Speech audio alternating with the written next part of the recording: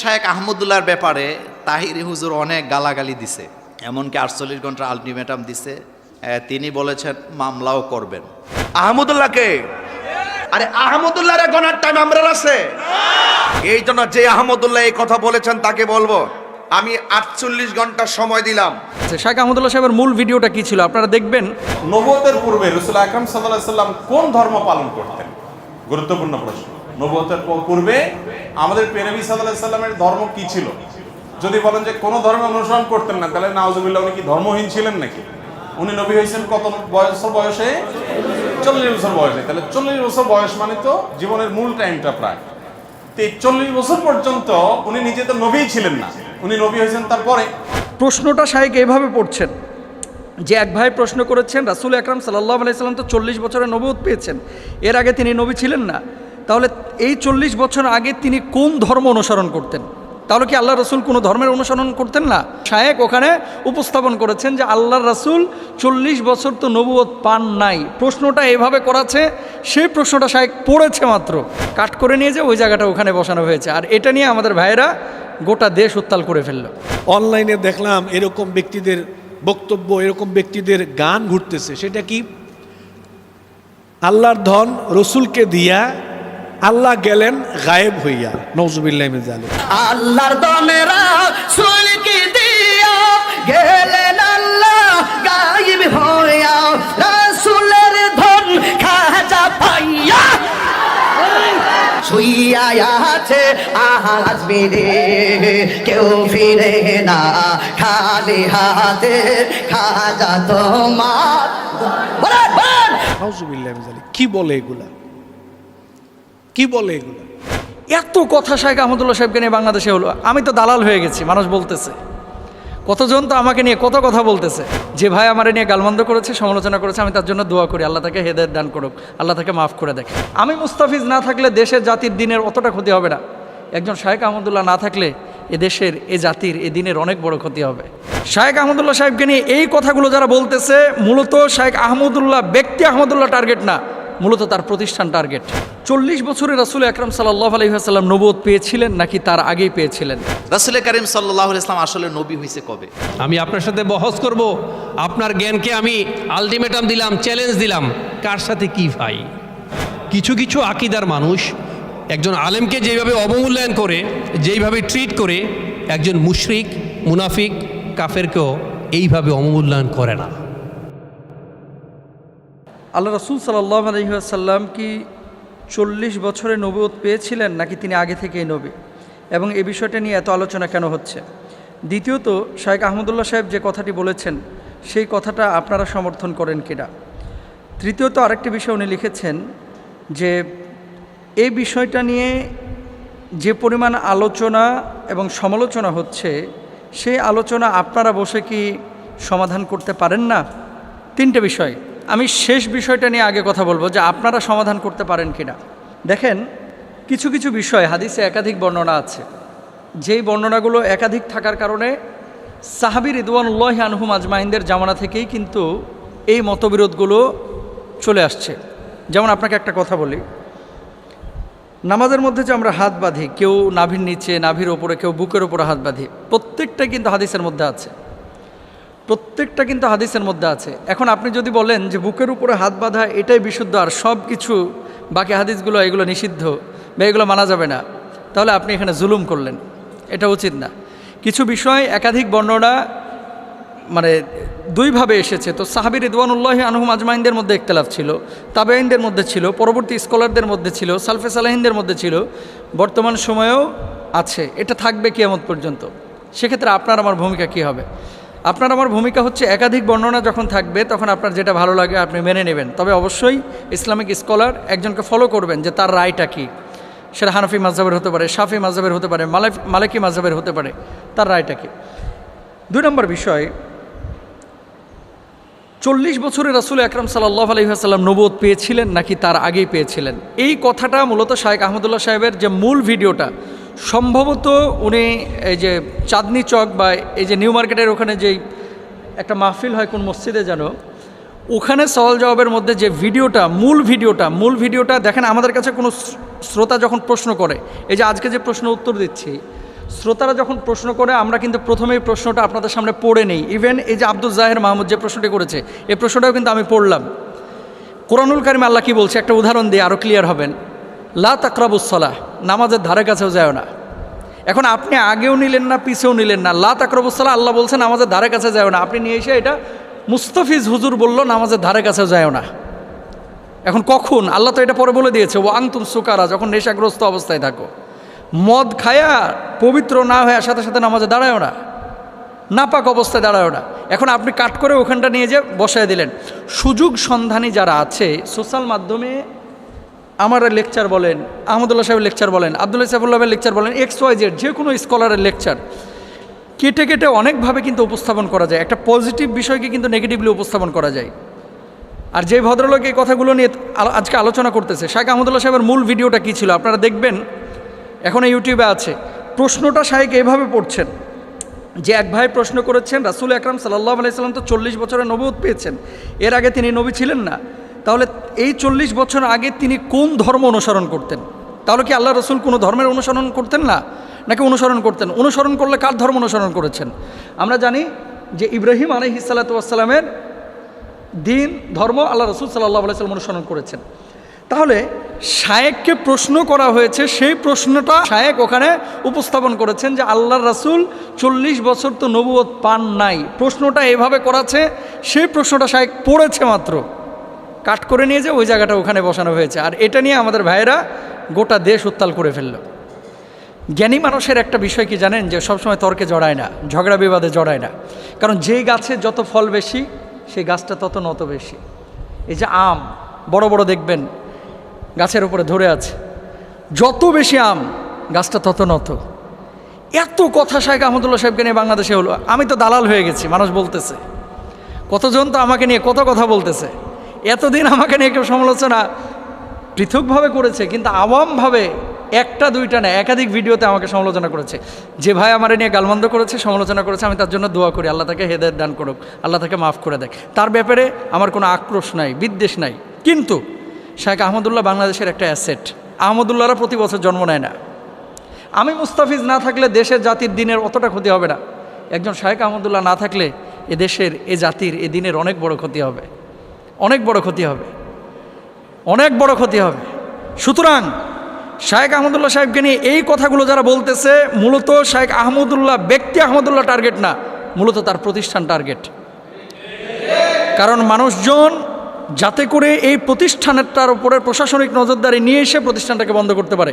কারণ কি, মানুষের ভিতরে একটা গ্রহণযোগ্যতা তৈরি হয়েছে। আপনি বিদেশে যান, আউল বাউল ফাউল যারা নাচানাচি গাওয়াগাই করে, তাদের ইমেজটা কি?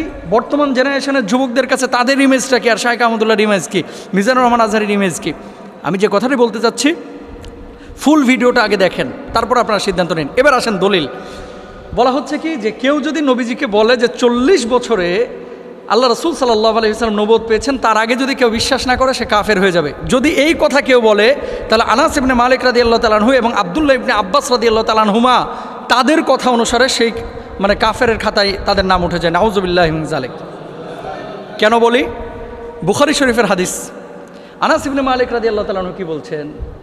আল্লাহ রসুল সাল্লাল্লাহু আলাইহি ওয়াসাল্লামের 1 বছরও না 2 বছর না 10টা বছর তিনি খেদমত করেছেন।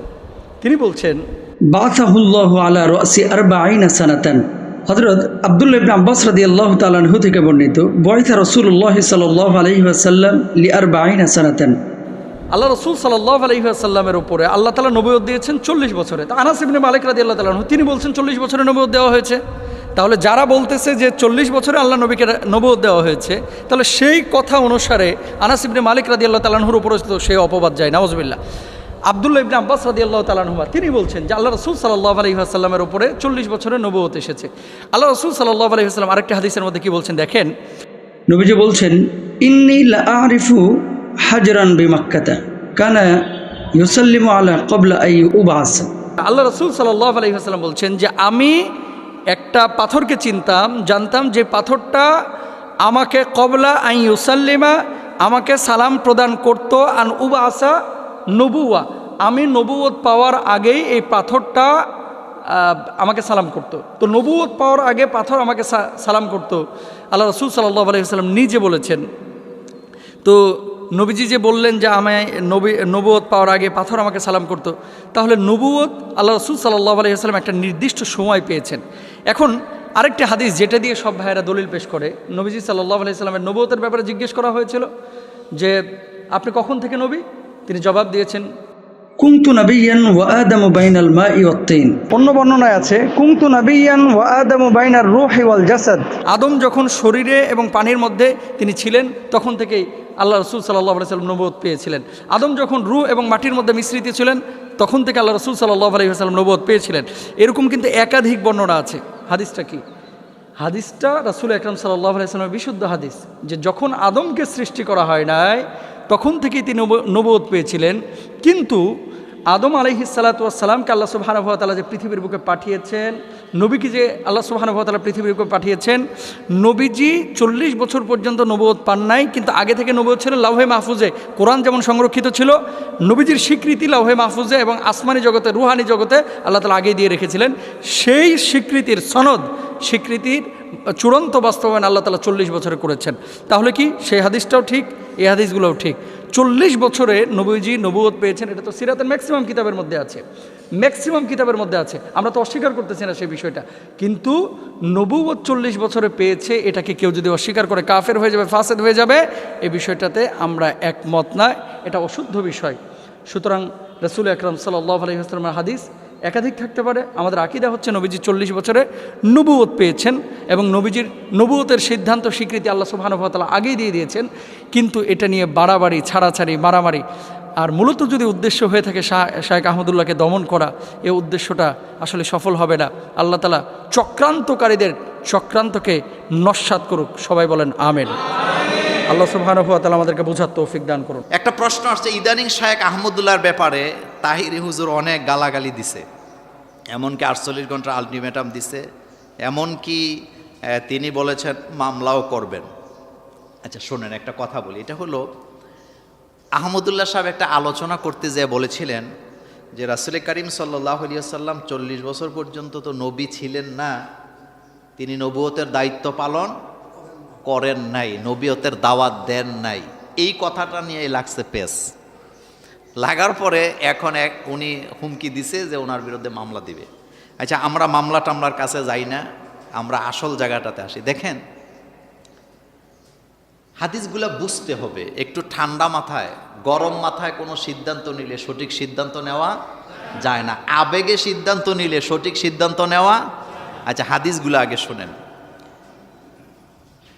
নবী করিম সাল্লাল্লাহু আলাইহি ওয়াসাল্লাম তিনি নবী, তার আগে আরো অনেক নবী আছে না নাই? প্রথম কথাটা বুঝবেন, নবী নির্বাচনের মাধ্যমে হয় না, নবী হয় সিলেকশনে। আর সিলেকশনটা করেন কে? আল্লাহ পাক। আর এই সিলেকশনটা আল্লাহ পাক করছেন আলমে আরোহায় থাকা অবস্থায়, অর্থাৎ পৃথিবীতে আসার আগেই, আদম আলাইহিস সালামও পৃথিবীতে আসার আগেই কে কে নবী হবে এটা সিলেকশন করছেন কে? আল্লাহ পাক। কিন্তু প্রত্যেক নবীকে আল্লাহ নবুয়তের দায়িত্ব দিয়েছেন প্রাপ্তবয়স্ক হওয়ার পরে। ফালাম্মা বালাগা আশুদ্দাহু ওয়াস্তাওয়া আতাইনাহু হুকমা ওয়া ইলমা। আল্লাহ পাক বলেন প্রত্যেক নবীকে আমি নবুয়তের দায়িত্ব দিছি, তারা যখন প্রাপ্তবয়স্ক হয়েছে তখন আমি তাদেরকে জ্ঞান, প্রজ্ঞা, বিজ্ঞান শিক্ষা দিয়েছি। এখন আসেন, রাসূল করিম সাল্লাল্লাহু আলাইহি ওয়াসাল্লাম আসলে নবী হয়েছে কবে? হযরতে আবু হুরায়রা রাদিয়াল্লাহু তাআলা আনহু বলেন, আমরা রাসূল করিম সাল্লাল্লাহু আলাইহি ওয়াসাল্লামকে জিজ্ঞেস করলাম, ইয়া রাসূলুল্লাহ সাল্লাল্লাহু আলাইহি ওয়াসাল্লাম আপনি নবী হইছেন কবে? ইয়া রাসূলুল্লাহ মাতা ওয়াজাবাত লাকান নবুওয়া। আমরা রাসূলকে জিজ্ঞেস করলাম, ইয়া রাসূলুল্লাহ সাল্লাল্লাহু আলাইহি ওয়াসাল্লাম আপনি নবী হইছেন কবে? আপনি যে নবী এটা কখন থেকে নির্ধারণ করা হয়েছে? ক্বালা ওয়া আদামু বাইনার রূহি ওয়াল জাসাদে। রাসূল কারীম সাল্লাল্লাহু আলাইহি ওয়াসাল্লাম বলছেন আমাকে নবী হিসাবে ঘোষণা দেওয়া হয়েছে আদম যখন একটা মাটির দেহ এবং তার রূহ এর মাঝখানের যে অবস্থাটা ছিল ওই সময়টাতেই আমাকে নবী বলে ঘোষণা দেওয়া হয়েছে। আচ্ছা আপনাদের কাছে একটা সহজ কথা বলি, কেউ যদি মন্ত্রী হয় তাইলে তার মন্ত্রিত্বের নাম আগে ঘোষণা দেওয়া হয় না তাকে শপথ আগে পড়ানো হয়?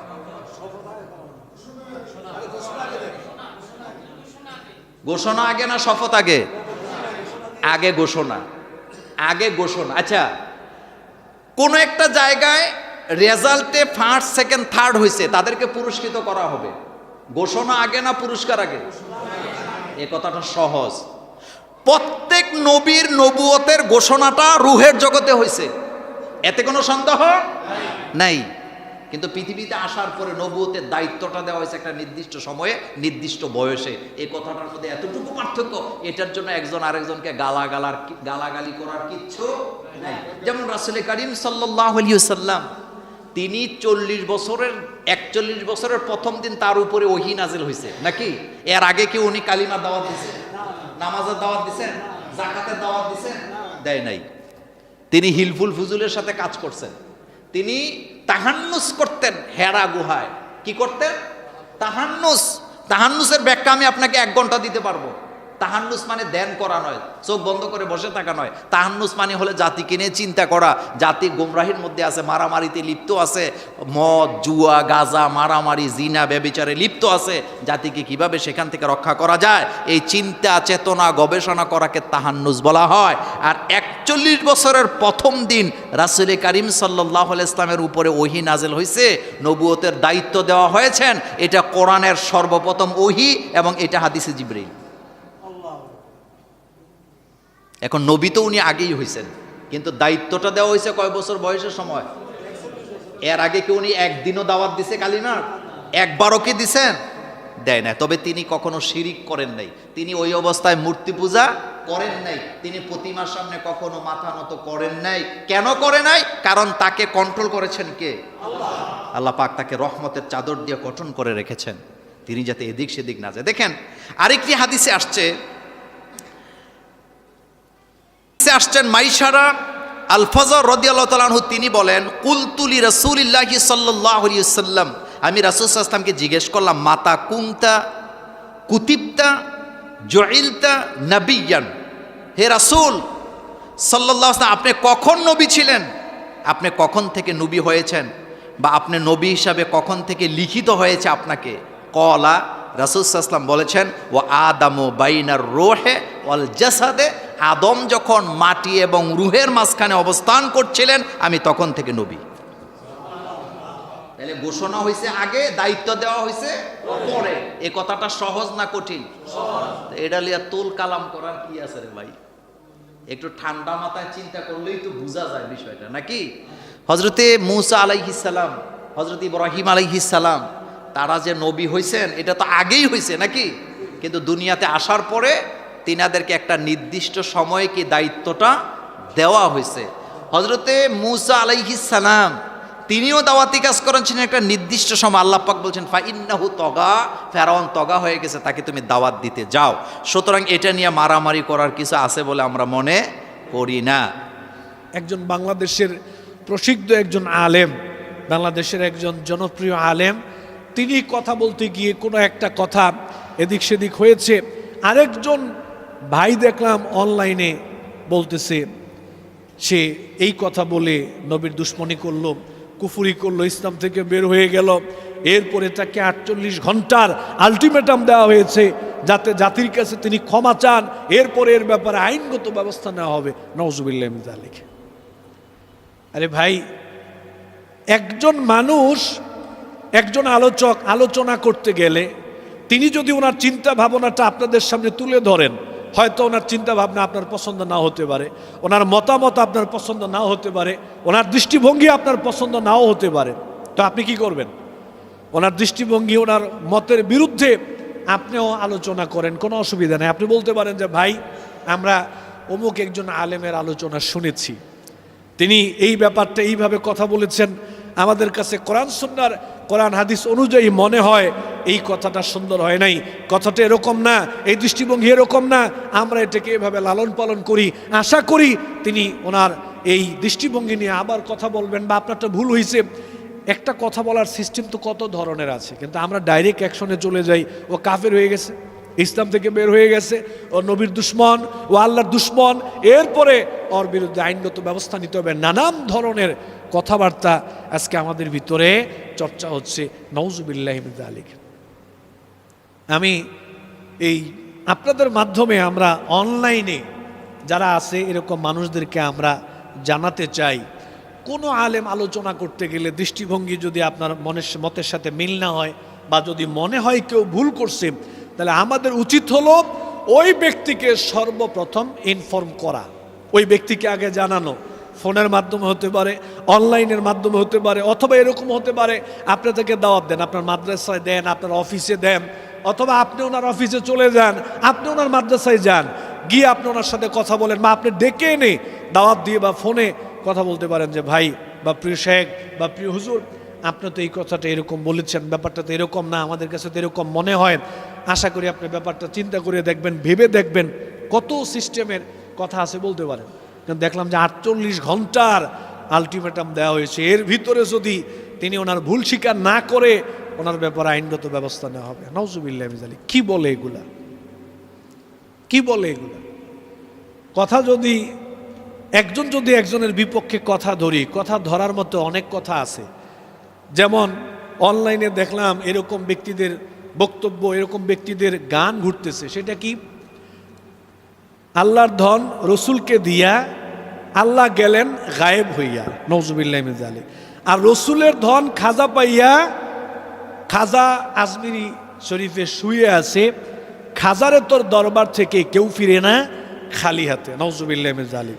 এই পুরো কথাগুলো কুফর, পুরো কথাগুলোই শিরক। আল্লাহর ধন আল্লাহ রসুলকে দিয়ে আল্লাহ গায়েব হয়ে গেছে, এই কথাটা কুফর, এই কথাটা শিরক। নবীর ধন খাজা পাইয়া খাজা আজমিরে শুয়ে আছে, আর খাজার দরবার থেকে কেউ খালি হাতে ফিরে না, এই কথা বিশ্বাস করলে কোনো মানুষ ইমানদার থাকতে পারবে না, ও মুশরিক হয়ে যাবে, ইসলাম থেকে বের হয়ে যাবে।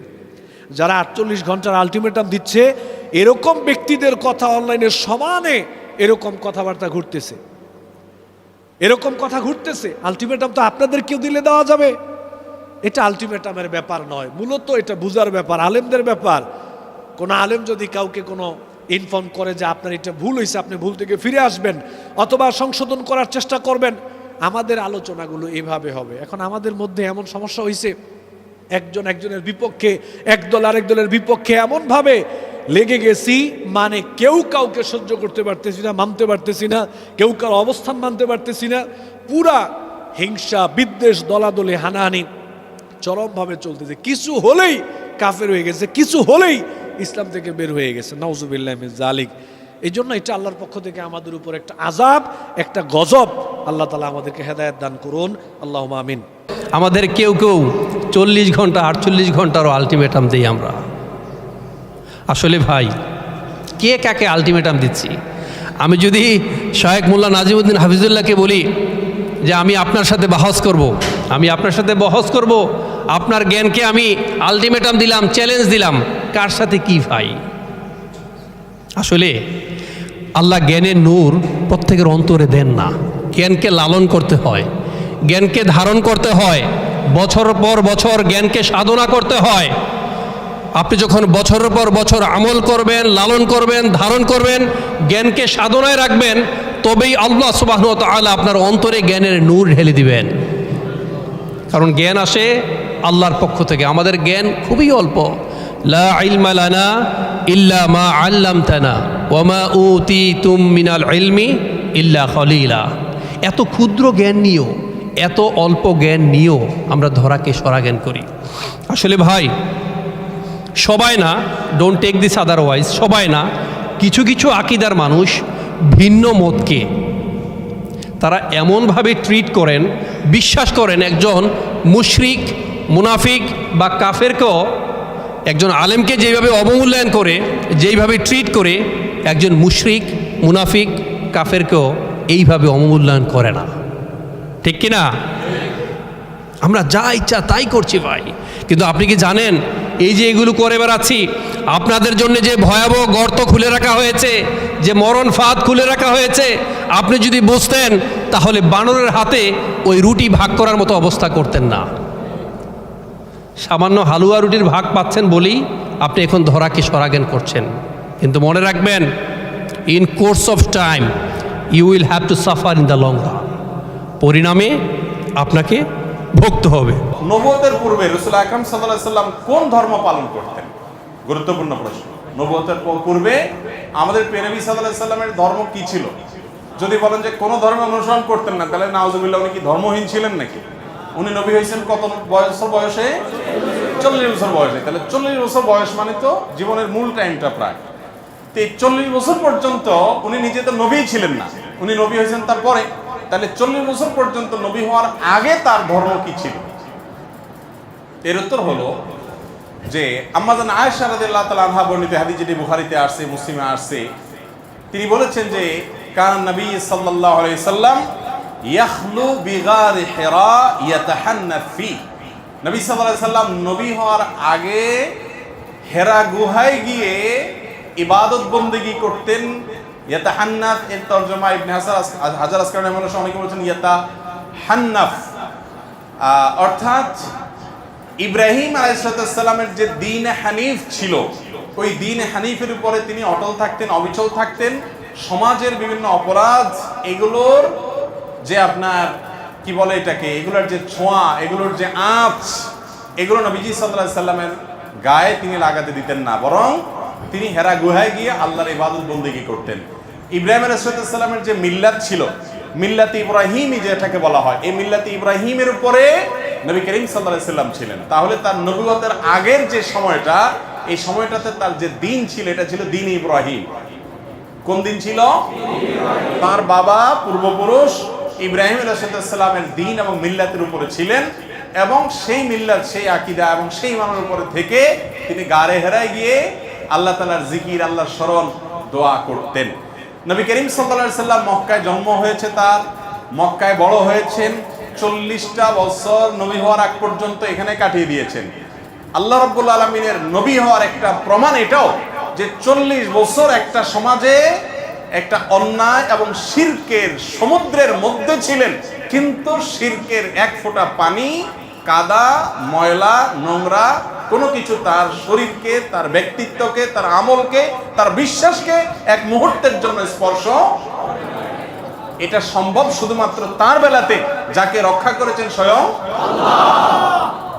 তার নবী মুহাম্মদ সাল্লাল্লাহু আলাইহি সাল্লাম মক্কায় সবাই যখন মূর্তি পূজা করে, সবাই যখন শিরক করে, সবাই যখন শিরকের ভিতরে নিমজ্জিত, সবাই যখন বিভিন্ন জাহিলি যুগের কর্মকাণ্ডে নিমজ্জিত, গোটা সমাজ একদিকে যাবে, একটা মানুষ স্রোতের বিপরীতে একা একা টিকে থাকবে, কেউ তাকে ওয়াজ নসিহত করে কনভিন্স করছে, এরকমও না। এটা হতে পারে শুধুমাত্র কিসের মাধ্যমে? আল্লাহ তাআলার হেফাজতের। তো নবী হওয়ার আগে তিনি মক্কার মানুষদের এই শিরকপূর্ণ যে দিন, এটার অনুসারী ছিলেন। তিনি ছিলেন ইব্রাহিম আলাইহিস সালামের মিল্লাতের কি ইমাম আল্লামা আলুসি রাহিমাহুল্লাহ সহ বিশ্ববিখ্যাত মুফাসসির, মুহাক্কিক, উলামা ইকরাম এই কথাই বলেছেন যে তার আগের যে জীবন ছিল অ্যানালাইসিস করলে দেখা যায় যে তিনি দ্বীনে হানিফের উপরে ছিলেন।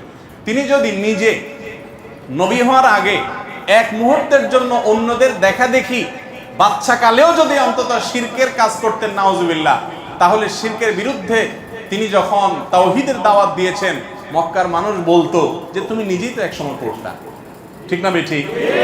কিন্তু অমুসলিমদের রচিত কোনো নবীজির জীবনী গ্রন্থেও এরকম তথ্য পাবেন না যে মক্কার কোনো মানুষের বুকের পাটায় বল ছিল যে নবীজিকে বলবে যে তুমি নিজেও করেছো। কারণ তিনি শিশুকাল থেকে সবাই শিরকে নিমজ্জিত থাকলেও, বা বেশিরভাগ মানুষ নিমজ্জিত থাকলেও, তিনি কিন্তু আল্লাহর অশেষ অনুগ্রহে সেফ ছিলেন, নিরাপদে ছিলেন।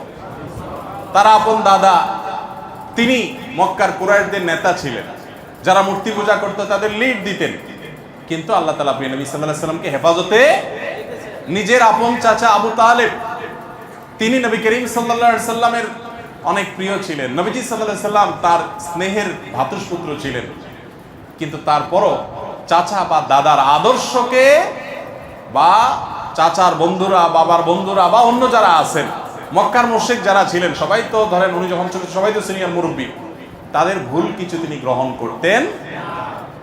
এটাই তার একটা বিশেষ আপনার মুজিজা বলতে পারেন, অলৌকিকত্ব বলতে পারেন, যে আল্লাহ তাআলা তাকে হেফাজতে রেখেছে। আছে না অনেক সময় ভাই, মানুষ এক সময় বড় আলেম হয়ে যায়, বড় ভালো মানুষ হয়ে যায়, কিন্তু তার পেছনে ইতিহাসে দেখা যায় একটু লিকেজ টিকেজ থাকে না? মানুষটা ভালো, কিন্তু এককালে হয়তো এই কাজটা করছে, এই কথাটা বলছে, সে নিজেও এটার জন্য লজ্জিত, এখন কিন্তু বলে ফেলছে, তখন বুঝে নেই। যারা নবী হন, শুধু আমাদের নবীজি না, যারা নবী হন সমস্ত নবী রাসূলদের